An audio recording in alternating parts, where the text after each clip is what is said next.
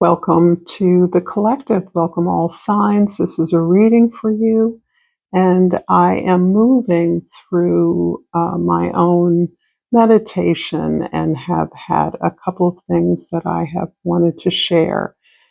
And one of them relates to the planetary energy that is awash right now, as we have at least 6 planets in Aries, and one being Chiron, an asteroid or planetoid, whatever it's considered. And in addition, Uranus in Taurus is going to be moving out of Taurus from 2018 in the end of the month of April. So there's a lot going on here. I'm not really doing a talk about planetary energies. I really want to talk more about the kind of energy that I'm feeling around our desire to grow and to have our growth reflected in whatever kinds of creative efforts we're making. Many people are talking about feeling stuck or needing a lot of time alone, or really trying to make sense of the place that they belong, where they should be putting their efforts. And I think for many of you, others, it is a time of stepping into a new kind of alignment, one in which there is less of an either or between who I am and where I belong in the world. So I'm actually looking to do um, a lot more work about the idea of belonging, but I'm really also thinking about the idea of breaking through, and whether it is breaking apart or moving forward, breaking through barriers. I want to explore that in this reading. So my meditations took me to the energy archaeology, and I pulled the card for responsibility, and this describes the right scapula. And as always, I'm going to read a little bit about this. And when in balance, this card keywords are choice, growth, and respond. When out of balance, it's interesting to me that the keywords are victim, martyr, react. So I think I've hit upon something here. I'm going to read the wisdom first, and then I'm going to backtrack a little bit to the specific energy of the scapulas.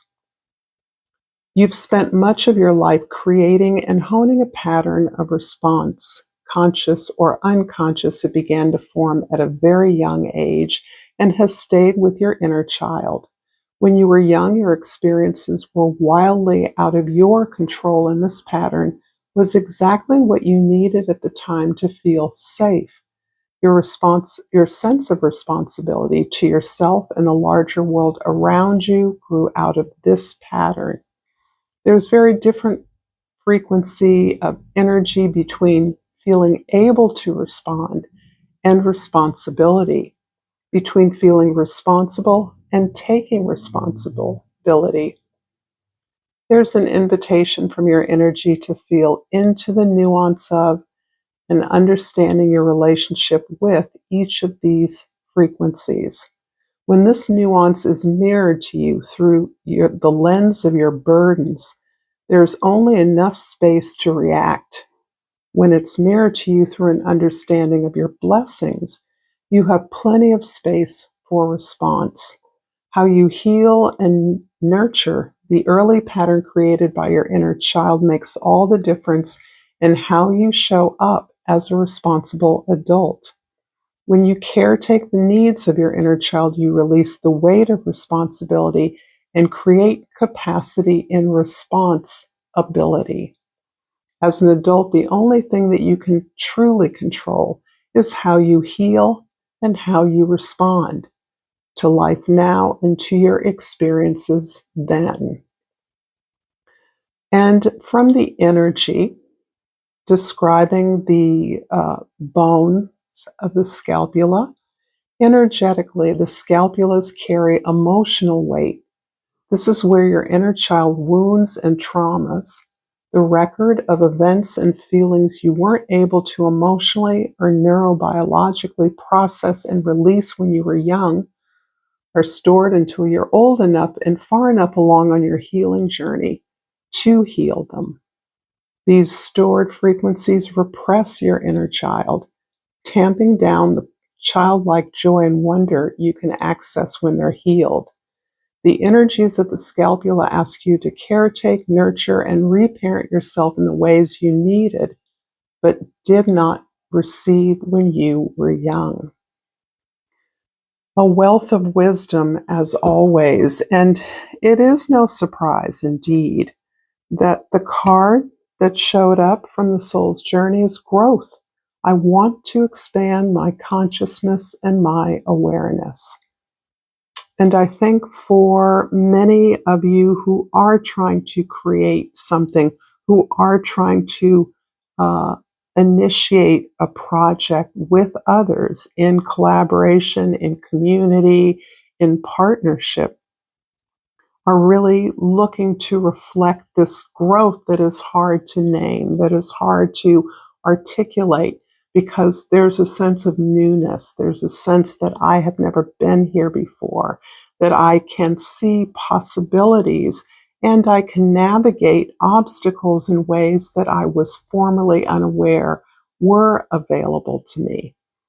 So underneath the deck, I have the Three of Pentacles. As always, I'm going to use Tarot.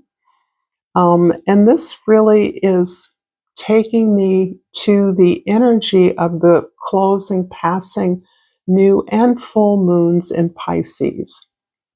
Although this is a very active, threes are usually action. It's where things are created, built, made, and you're doing it here in a very collaborative fashion, a co-creational fashion.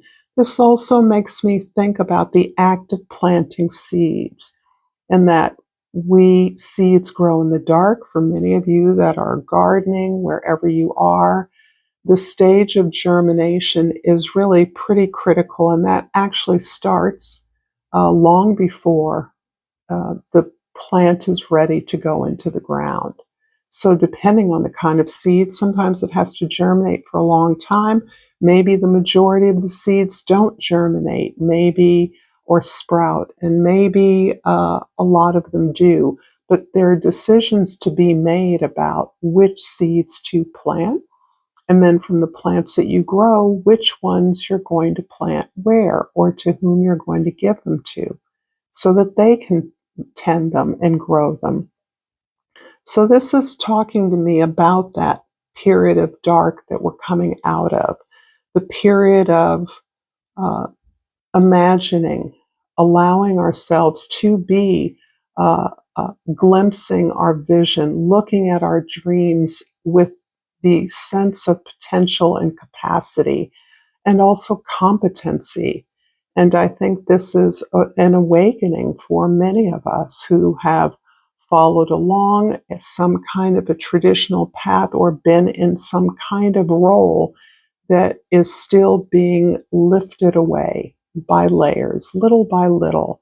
We're glimpsing parts of that role, that expectation of others quite often, still resonating to the old childhood conformity where one was the good one was the bad one was the leader, one was the artist, one was the money one, the way that families pigeonhole actually children and determine their lane, their role, their avenue of opportunity early on in life, and how it takes a lot to work through that.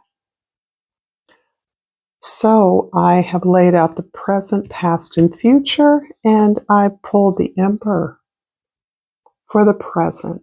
And this really is the embodiment of responsibility in many ways.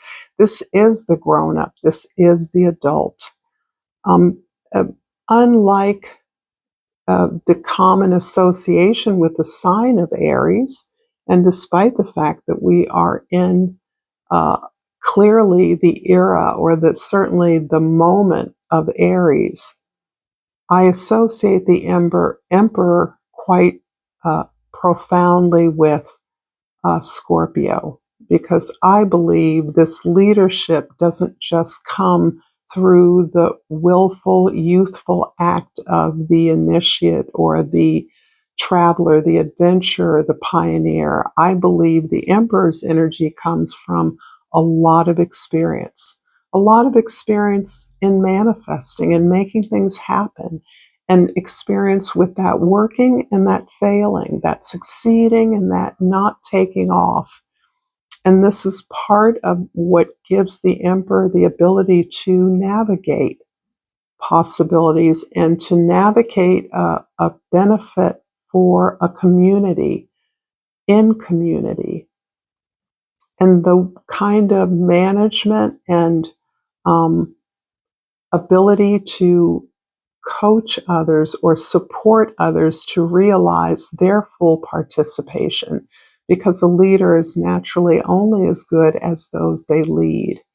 And I think a good leader empowers the people that work with him and makes it, or creates, a sense of community and buy-in, so that everyone understands the degree to which they put in is the degree to which they come out.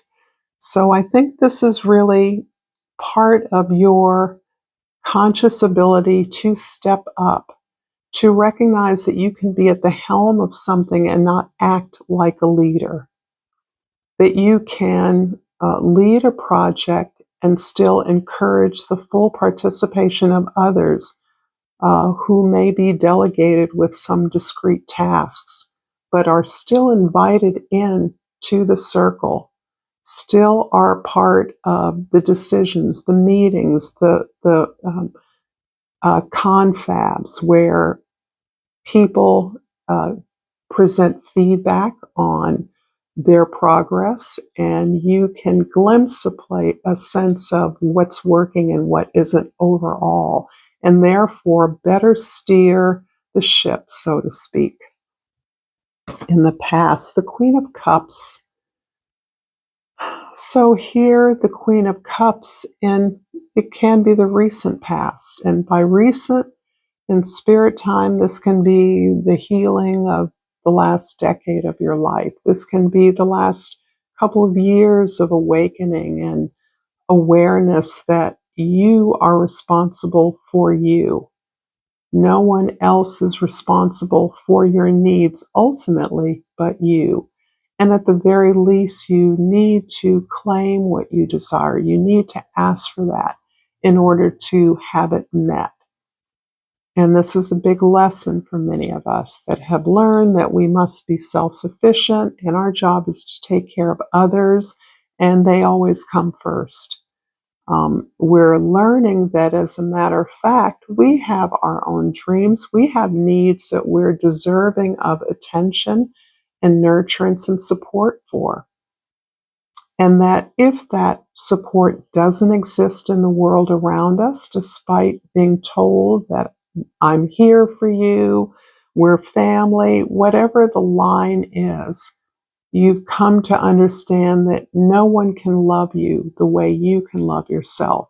And if you don't love yourself as the beloved, then you're probably not reflecting the kind of relationships that are able to love you, support you, recognize your best achievements or your dreams and efforts, and encourage you, rather than throw cold water on or dismiss things as unrealistic.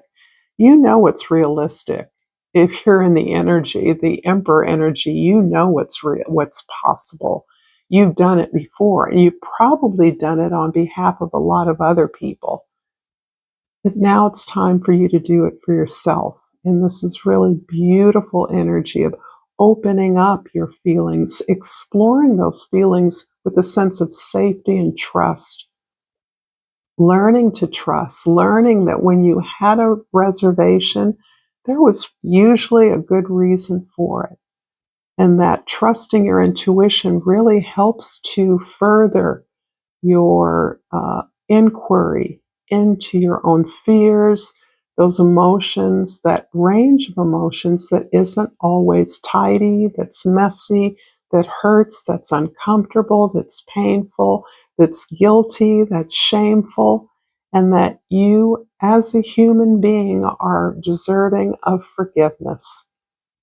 You are supposed to make mistakes. We're here as human beings for a reason.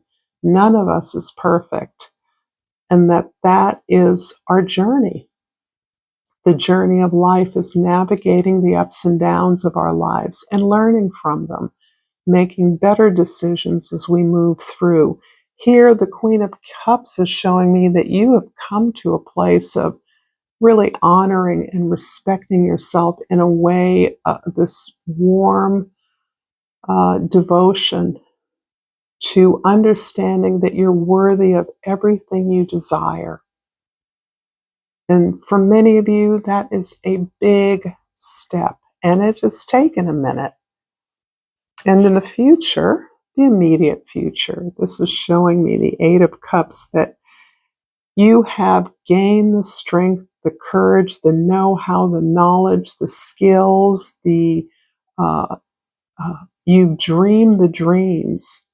And from that, you have gathered the strength to meet the challenge in front of you. You realize that it's no longer okay for you to stay with what's familiar, what's comfortable, what's easy, what's routine, what isn't going to change, what you've learned how to do. You're not growing that way. And you may have found yourself over some time challenging relationships that you always assumed would always be there, that you've always stayed with, despite the fact that you quite possibly, quite likely have grown beyond them. You don't share all the same values anymore. You don't share the same desire. You don't enjoy doing the same things anymore. You enjoy your own company, your own thoughts, your own creative meanderings or inventions or journaling, ways in which you are preparing yourself to move towards something that is entirely significant to you, that is giving meaning to your life, something that you have needed a lot of bravery to face. And that bravery is backed up with some real serious discipline, attention, willingness to enter into a community of doers, creators, thinkers that are like you. Even feeling that you may not be familiar with this new set of relationships. It can be associates, friends, co-workers, that you're stepping up because you now identify yourself as somebody who is achieving something. If this reading is resonating for you, please like, share, and subscribe to my channel, Pacific Tarot. I usually go on and on, sometimes about how much I appreciate the support I get from you. It is really deeply satisfying, and I feel truly supported from whatever way you support me. I feel it, and it spurs me on. I need that. So thank you, thank you, thank you. And so I'm going to use the shadow deck because I think that's a lot of what we're gaining momentum to really deal with honestly. And the Queen of Cups in the past is clarified by the Chariot. Just another card, please. And the Hierophant. Okay. Wow. I think I'll go ahead and pull all the cards. The Emperor. Ooh.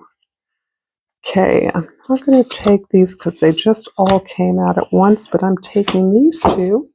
And the Eight of Cups in the immediate future is clarified by the Page of Swords, one of my favorites. And the Knight of Wands. Great.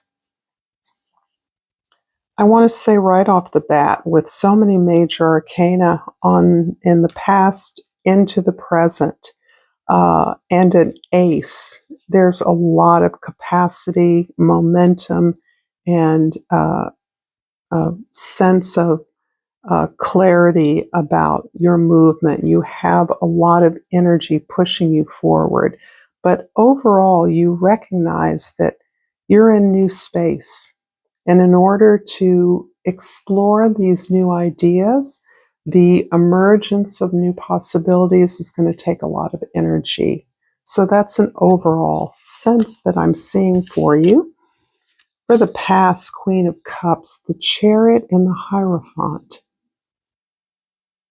There's absolutely a commitment you made in the past. That commitment is to you. For some of you, that commitment to self has begun to reflect in your relationships, your significant relationships. You may have formed partnerships, you may have uh, uh, grown marriages, you may have come into a strong sense of community or co creation with others.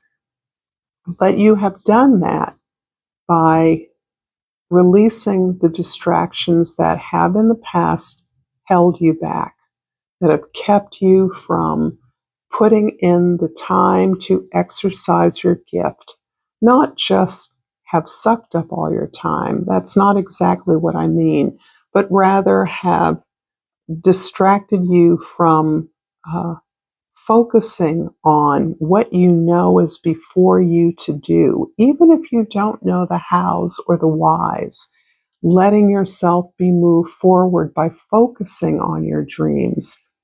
You have in the past often uh, tried to fit in, even with those who you understand are no longer a part of your chosen family. They're no longer a part of those that you would want to keep around you. It isn't that you've severed relationships, particularly with loved ones, but this represents a time of separation from those that are not on a similar path of achievement. And this feels weird. It can feel wrong at times. Your heartstrings, your sense of guilt is being plucked on a consistent basis. And yet, when you turn your attention to your devotion, to the flow that you can achieve when you're focused on your desire, moving forward towards that, towards your commitment to others to achieve this thing, you know that you're on to something new. You're on to something better for you. You're on to having a bigger impact rather than caretaking others who don't necessarily caretake you. In the present, the Emperor is clarified by the Judgment and the Ace of Cups. This is beautiful, and I'm kind of surprised how much energy I'm getting around a sense of love, a sense of your evolution around what you love and what you devote your energy to. So, things maybe that you once reserved for partnerships, the kinds of feelings that you wanted to have in relationships, or you actually had the sense of, for some, limerence, the sense of selflessness, the sense of devotion, uh, used to be something you waited on and required someone else to obtain, but that is no longer the case. You recognize that you yourself are powerful enough, have skills in abundance to be able to achieve that sense of flow, that sense of mission, purpose, direction. I know that this is the path for me. And this is really more of a confirmation because you've had this inclination before, but something didn't work out. There was no follow through. It appeared in many bright, shiny, authentic ways, but it always died a quick death and disappeared as quickly as it had appeared. Even if those relationships hung on, the thing that brought you together quickly dissipated. It turned into a requirement, uh, putting up with, tolerating, giving yourself awayness that uh, underscored the fact that you were looking outside of yourself for that sense of purpose that only you can give to yourself. So you are clear now that your mission is one of love. It doesn't matter what the actual mission, goal, or path of success is. You understand now that you are here to make a contribution. And that contribution comes from giving of yourself fully.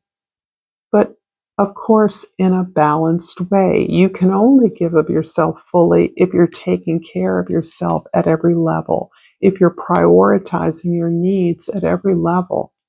And doing that has meant a total reorganization around your feelings, your uh, ability, or your willingness to put yourself aside. This is still hard work. I'm not going to pretend like this is easy stuff, and this is day by day stuff. The healing path is one we stay on and we recognize growth, but we stay here. We move on this path because we understand we are bigger than ourselves.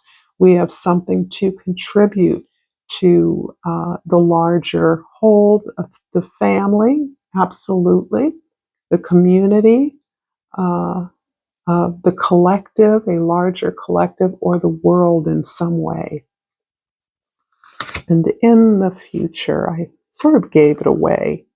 However, the Eight of Cups is this ability now to realize, oh my gosh, I thought I was working before.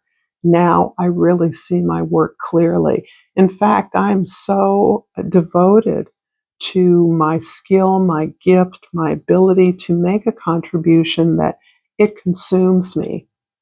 It doesn't even feel like work anymore. I'm just there. I'm there every step of the way, and I am completely open to learning what this new experience is.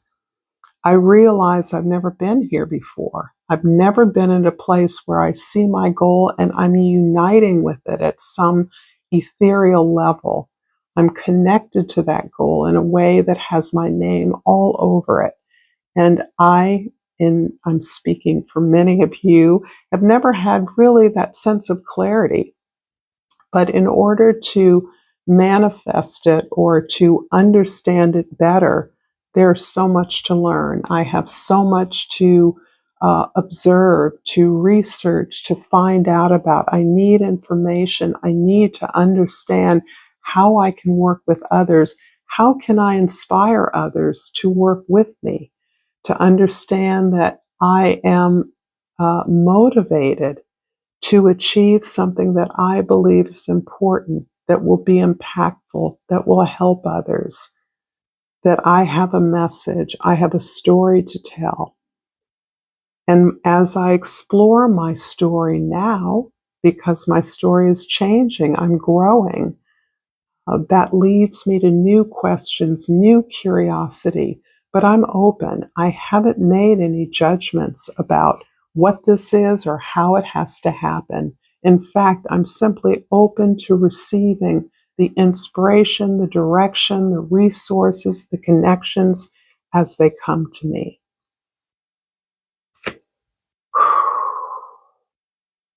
I could go on, but I will not. I am going to pull a flower oracle because I love them. And I have pulled the everlasting daisy. Back to the beginning. Fortitude is the key here. Be brave and dig deep.